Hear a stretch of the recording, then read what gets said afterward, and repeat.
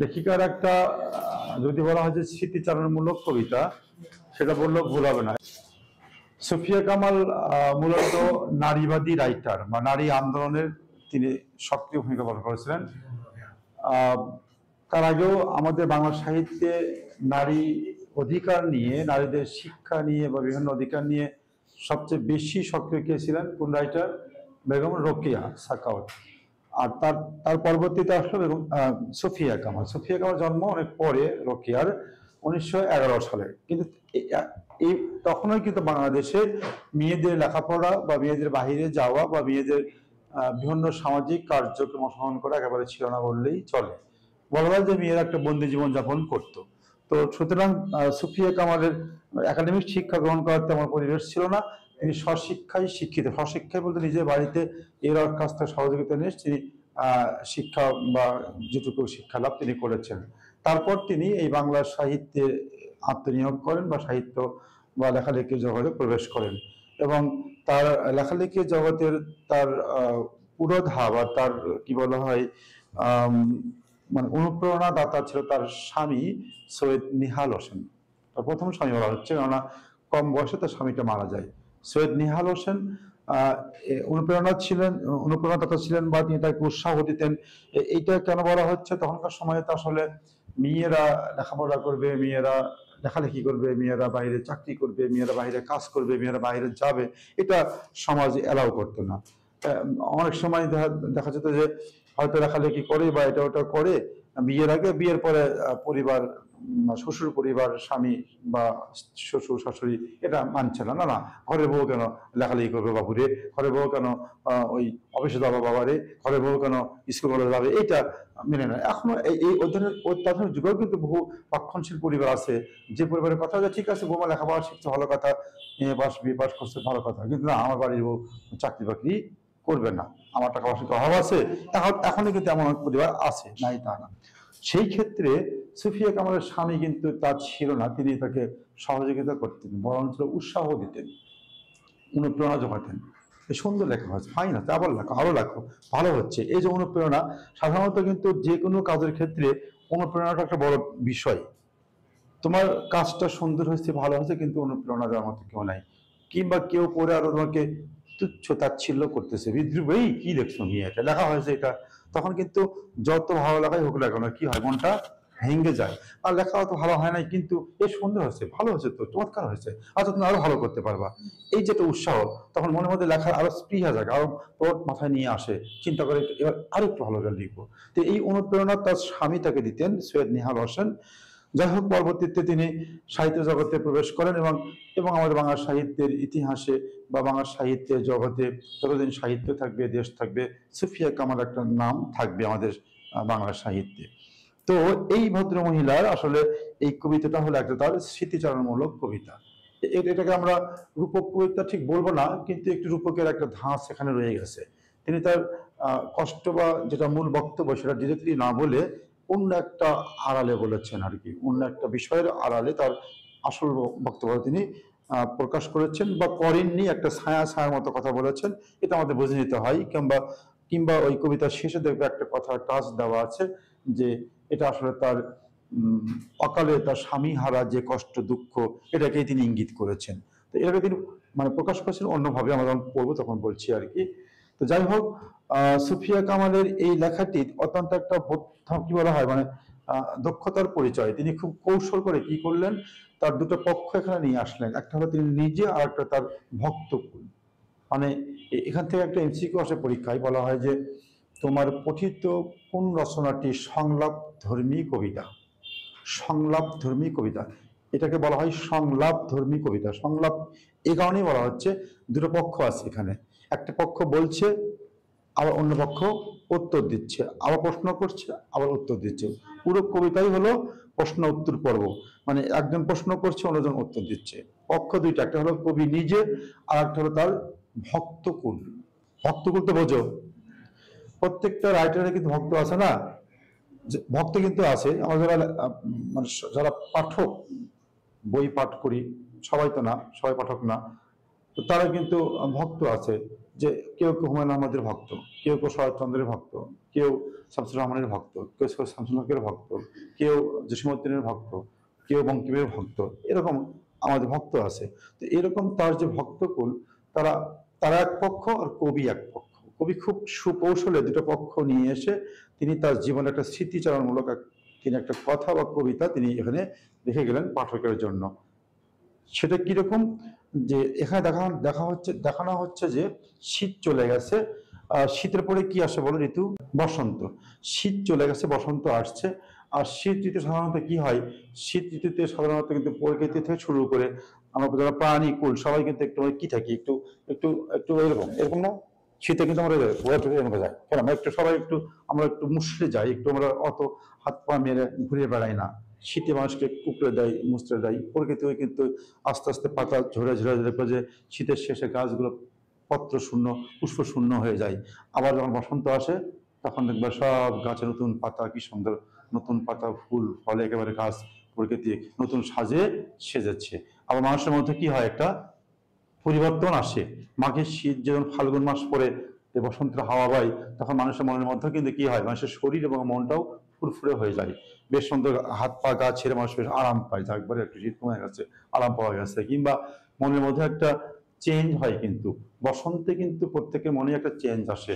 এটা না না, এটা কিন্তু ন্যাচারাল একটা বিষয়, ন্যাচারাল বিষয়। এটা এটা এটা এটা অটোমেটিক হয়, এটা হাসার বিষয় না, বা এটা অন্য কিছু বিষয় না। তোমাকে বসে থেকে চিন্তা করে মনে প্রেম আবেগ আনতে হয় না। এটা তোমাকে কি এনে দেয়, প্রকৃতি এনে দেয়, পরিবেশই এনে দেয়। যখন দেখবা যে টিপ টিপ বৃষ্টি হচ্ছে, কি সুন্দর টিপ টিপ বৃষ্টি হচ্ছে, হালকা ঠান্ডা একটু ফাইন, তখন কিন্তু দেখবা যে এমনি দেখবা তোমার, তুমি হয়তো বসে আছো, ওই এই যে সুন্দর বৃষ্টি হচ্ছে, আস্তে আস্তে ঝিরঝির বৃষ্টি হচ্ছে, একটা হালকা বাতাস, দেখবা তুমি জীবনেও গান গাও না, দেখবা তুমি একা একা গুনগুনে গান গাচ্ছো। এটা কিন্তু তোমাকে ন্যাচারাল, তোমাকে হ্যাঁ ন্যাচারাল প্রভাবিত করলো, ন্যাচারালি প্রভাবিত করে। এইরকম ঋতু আমাদের প্রভাবিত করে। বসন্তকালটা এমন কাল, সেখানে কিন্তু শুধু প্রকৃতিই না, মানুষের মনের মধ্যে একটা আলাদা অনুভূতি, ফিলিংস, প্রেম জাগ্রত হয়। অনেকে আক্ষেপ করে বলে, যে জীবনের 33টা বসন্ত চলে গেল, বিয়ে হলো না, আক্ষেপ করে বলে আর কি। বসন্তকালটাকে এরকম বলা হয়, বসন্তকাল আসলে প্রেমের সময়, বা একটা ভালোবাসা, একটা ফিলিংস এর কাল আর কি। মানে এটা বললাম না যে ন্যাচারাল বা পরিবেশ তোমাকে অনেক সময় কি করে, ওই তোমাকে চেঞ্জ করে দেয়। প্রত্যেকের হয় এটা, চেঞ্জ করে দেয়, মানে ওই পরিবেশটাই তোমাকে এমন ভাবে মানে ওই দিকে নিয়ে যায় আর কি। যাই হোক, এখানে রাইটার দেখাচ্ছে যে সরি, আর সাধারণত লেখকেরা কি করে, বসন্তকে টার্গেট করে। এটা কিন্তু বৈশিষ্ট্য। প্রায় লেখকই আগের থেকে প্ল্যান করে রাখে যে এবার বসন্তে আমি একটা এরকম কবিতা লিখবো, এবার বসন্তে আমি একটা নাটক লিখবো। অর্থাৎ বসন্ত ঋতুকে স্মরণ করে যারা লেখক বা রাইটার, তারা কিন্তু কিছু না কিছু লেখে। কেন, ওটা একটা লেখার মৌসুম। বললাম না যে মনের মধ্যে এমনি একটা ফিলিংস চলে আসে। আর পাঠককুল যারা, ভক্তকুল যারা, তারাও কিন্তু ওয়েট করে যে এই বসন্ত দেখি আমার রাইটার, ফেভারিট রাইটার কি লেখে। যেমন আমাদের বই মেলা হয়, যারা জানি না এর মধ্যে আমাদের কোনো পাঠক ভক্ত আছে কিনা। এখন তো আমরা বই পড়ি না, প্রশ্নই আসে না। বই মেলায় গিয়ে আমরা খালি বই দেখি আর ঘুরে বেড়াই, বই কিনি না, আমি দেখেছি, খেয়াল করতেছি। তো ভক্তগুলোরাও অপেক্ষায় থাকে যে এবার বসন্তে কি লিখবে, কিংবা এবার বই মেলায় আমার অমুক রাইটার কি কি বই দেখি ছাড়ে বা প্রকাশ করে, আমি সে বইগুলো কিনবো। তো এইরকম এই ভক্তের অপেক্ষায় আছে বসন্ত আসবে, এবং বসন্তকে বরণ করে তাদের প্রিয় কবি সুফিয়া কামাল কিছু লিখবে, তারা সেটা পাঠ করবে, পরে আনন্দ পাবে।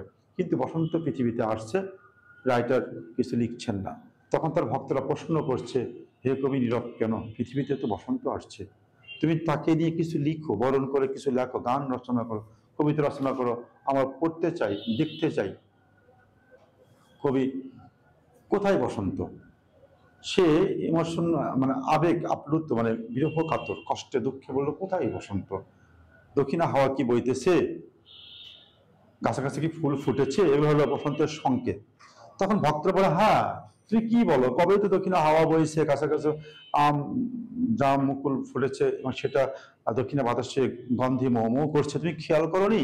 তখন বললে, হ্যাঁ হয়তো বা হবে। ঠিক আছে, ভক্তরা বলো, ঠিক আছে, এখন তো বসন্ত আসছে, তুমি জানলে, তুমি এখন বসন্তকে বরণ করে কিছু রচনা করো। রাইটার বলে না না, আমি পছন্দ করতে পারবো না, আমি একজন কবি, বসন্তকে বরণ করিনি বলে বা বসন্তকে বরণ করে কিছু লিখিনি বলে বসন্ত কি বসে আছে? বসন্ত তো পৃথিবীতে ফাল্গুন স্মরণ করে ঠিকঠাক চলে আসছে, এবং নেচারালও কি করেছে, গাছে গাছে ফুল ফুটে বসন্তকে বরণ করে নিয়েছে ফুলের অর্ঘ্য দিয়ে। অতএব আমার মতে একজন সাধারণ কবি বসন্তকে বরণ করে না লিখলে বসন্ত বসে থাকবে না। তো তখন তার ভক্তরা বলে, তুমি কি অভিমান করেছো, অভিমান হয়েছে, আচ্ছা যা হোক হোক, তুমি লিখো, এখনো তোমার সময় আছে, তুমি বসন্তকে বরণ করে কিছু লিখো। কিন্তু শেষ অবধি রাইটার বললো যে না, আমাকে দিয়ে হবে না। কেন হবে না? বললো যে তাহারই পরে মনে, সরি, গিয়েছে চলিয়া পুষ্প শূন্য দিগন্তের পথে, রিক্ত হস্তে তাহারই পরে মনে ভুলিতে পারি না কোনো মতে। শেষে বললো যে এই শীত আমাকে, মাঘের সন্ন্যাসী আমাকে রিক্ত করে গেছে, শূন্য করে গেছে, এবং সে চলে গেছে বহু দূরে, আমার তাকেই মনে পড়ে, আমি এবারে কোনোভাবেই বসন্তকে বরণ করতে পারবো না। অর্থাৎ এখানে রাইটার কবিতায় পুরোটাই বোঝালো যে মাঘের শীত বা শীতকাল চলে গিয়েছে। শীতে আমরা সবাই একটুখানি মানে কি হয়, হাত পা পোকড়াই থাকি, প্রকৃতিও পাতা শূন্য, পুষ্প শূন্য হয়ে যায়, একেবারে কেমন হয়ে যায়, বিষণ্ণ হয়ে যায়। কিন্তু যখন বসন্ত আসে তখন সব সতেজ হয়ে যায়।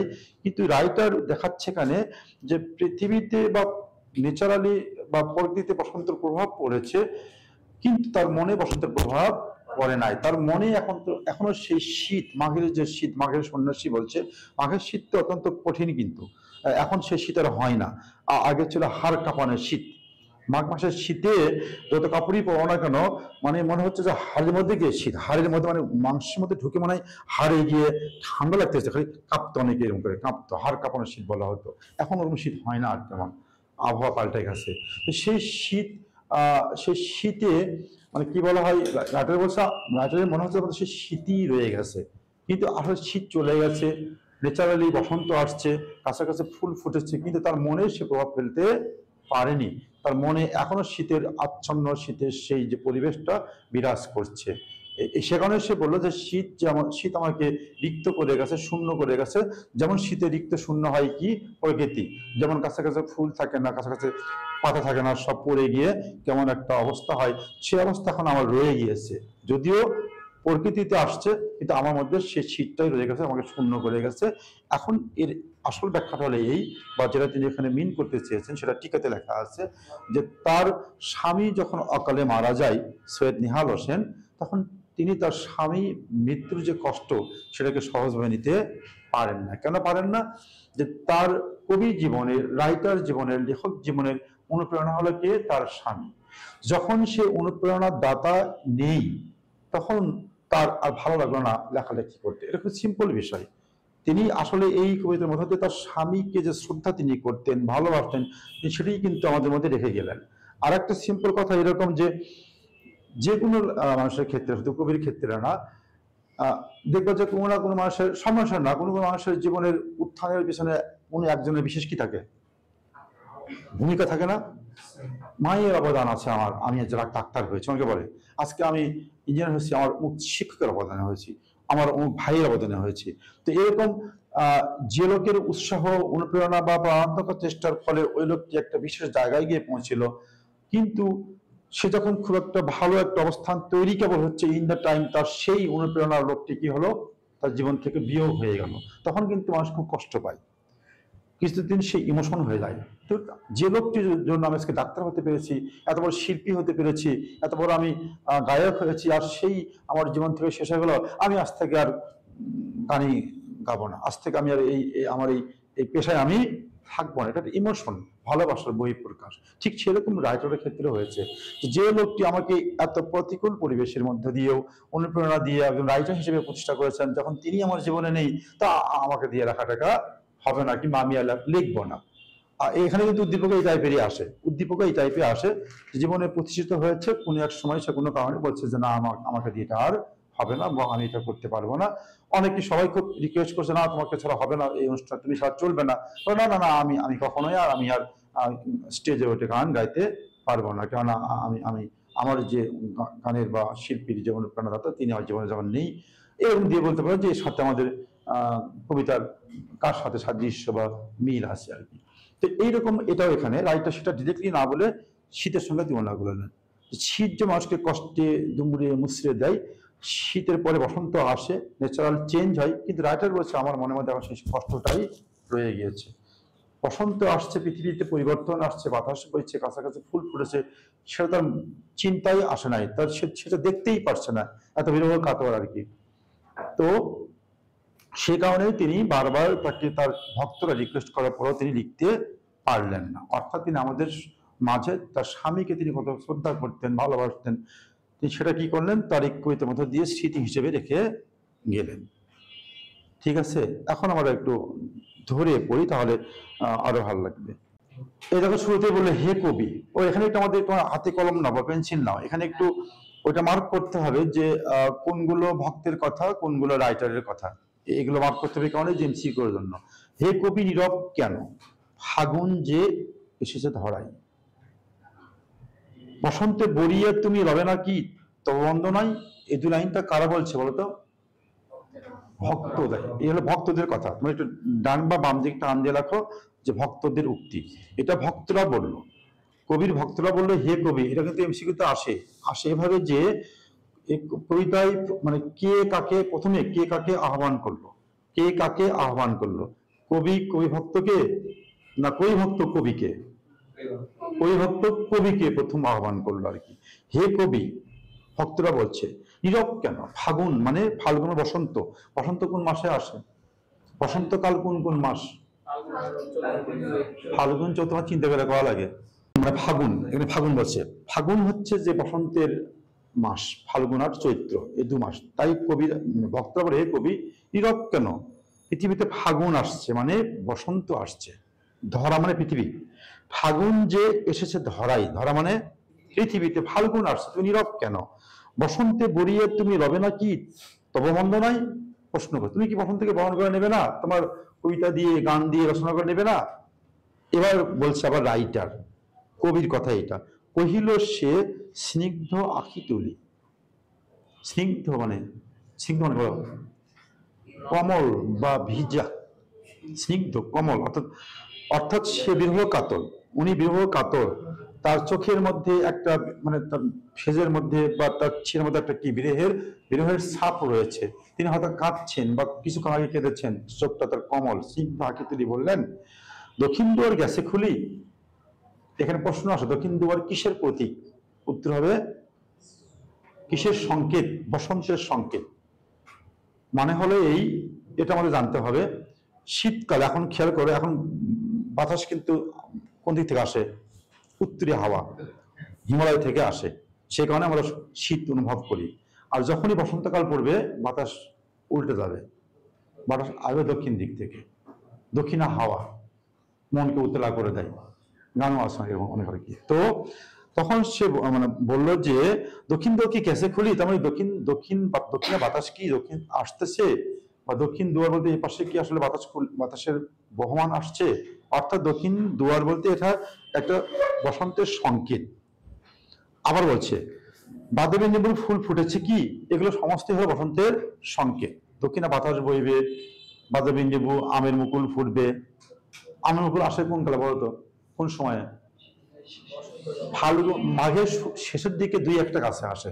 আমি খুব ভালো খেয়াল করছি, যেগুলো দেখবা যে দুই এক একটা গাছ, 1% গাছ আমের, এগুলো হচ্ছে যে আগুর মানে আগি, মাঘের শেষের দিকে মুকুল আসে। আর ফাল্গুনের শুরুতে দেখবা ফাল্গুনের 1 সপ্তাহ বা 15 দিনের মধ্যে সমস্ত গাছে মুকুল আসে, আমের মুকুল, বাদবি লেবুর মুকুল, জামের মুকুল একটু পরে আসে, অর্থাৎ কাঁঠালের মুকুল, সব মুকুল দেখবা যেটা আমাদের বাংলাদেশের সিজনাল ফল আর কি, আমার দেশীয় ফল, সবগুলো মুকুল কিন্তু ওই ফাল্গুনের শুরুতে বা ফাল্গুনের মধ্যে চলে আসে। তো সে কারণেই বলছে বাদবি লেবুর ফুল ফুটেছে কি, ফুটেছে কি আমের মুকুল, দক্ষিণা সমীর তার গন্ধে গন্ধে হয়েছে কি অধীর আকুল। এই 4 লাইন কে বললো? কবি বললো।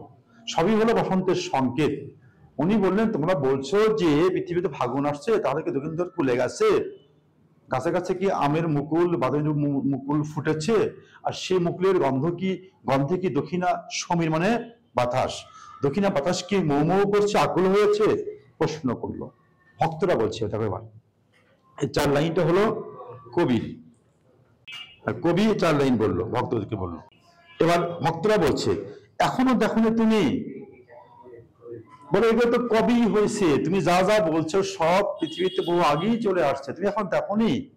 কহিলাম কেন কবিরাজ এমন মননা তুমি, মন মানে মন, মানে বিমননা, ঠিক মন ঠিক নাই, মানে মনের মানে ঠিক কি হচ্ছে না হচ্ছে সেদিকে তো খেয়াল নাই, বেমনা মানে মন অন্যদিকে। ভক্তরা বললো এখন তুমি দেখোনি। কহিলাম কেন কবিরাজ এমন মননা তুমি। এটুকু, শুধু এটুকুই হলো আমাদের ভক্তগণের কথা। এবার কবি বলছেন কোথা তব পুষ্প সাজ, কহিল সে শুদ্রে চাহিয়া অলক্ষের পাথার বাহিয়া।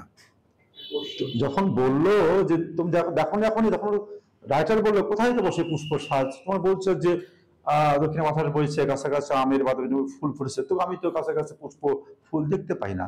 কেন পাচ্ছে না? তো মনের মধ্যে তো সে আনন্দ নাই। মনের আনন্দ, মনের রোমান্স মানুষের দৃষ্টিটাকে রঙিন করে।